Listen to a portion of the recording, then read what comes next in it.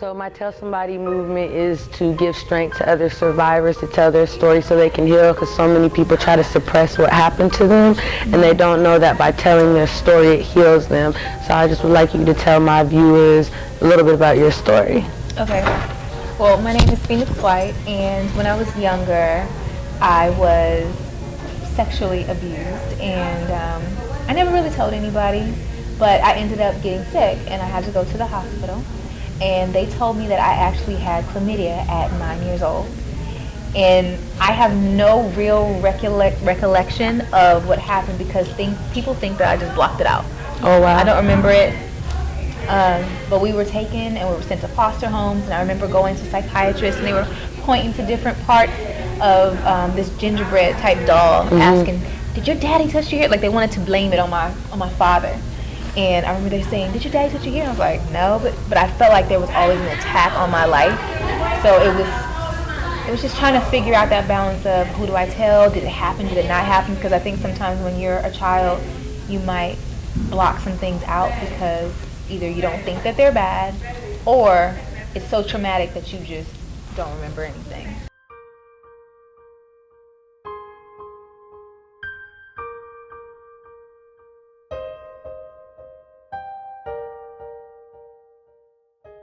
So for me, that happened, and then after that, I got raped on my graduation night, and I never told anybody that.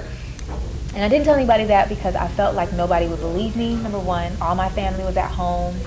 I remember not being able to get dropped off at home. Like this guy had picked me up, and he never would take me home. And he took me to a house with a whole bunch of guys, and I was really scared, and he ended up raping me that night, and then he told me to catch the bus home. So dropped me off at a bus station. I went home. I was bleeding, and I never told anybody. I think a part of it was, like you said, like guilt and shame, and like just stuff, like just things that of that nature where you feel like I can't tell anybody this, you know. So after I wrote my book and I actually told the story, I didn't realize how many people had been raped, abused, molested, gone through different things that I would have never known about had I not actually shared it in my book and started talking about it. Because I thought that it's just, you know, it was kind of normal to be quiet. It wasn't such a bad thing. And I knew had I told my dad, he would have killed somebody, and my dad would have been in somebody's jail for sure.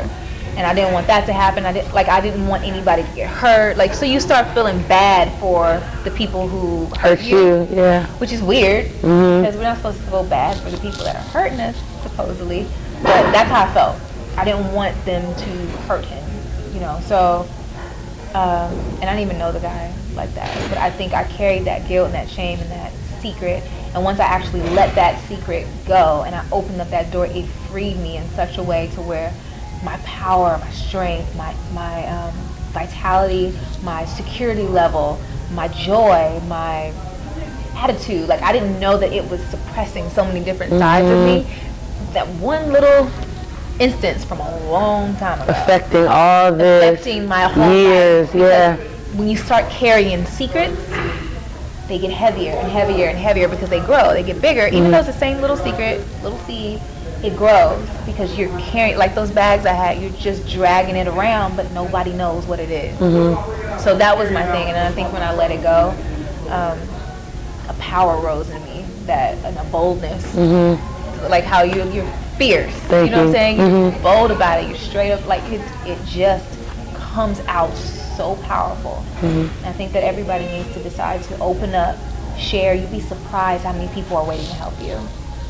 You'd be surprised how many people are open to listening to you, even when others aren't. And it's time. It's time for people to speak up. It's time to tell somebody. It's time to tell somebody. Did you ever find out who molested you as a child? No. That's something that you just completely blocked out? Completely blocked it out. That's deep. All I knew is I had chlamydia when I was a little girl. I don't remember any of it. I just remember being taken away from my family. I remember all my sisters being taken away, and I remember feeling guilty because it was my fault. How did you get back to them? Of course, my dad had to go to court because they tried to blame it on him because you just feel, but my dad was never there because he was in the military. So of course they automatically will blame it on any parent that's around.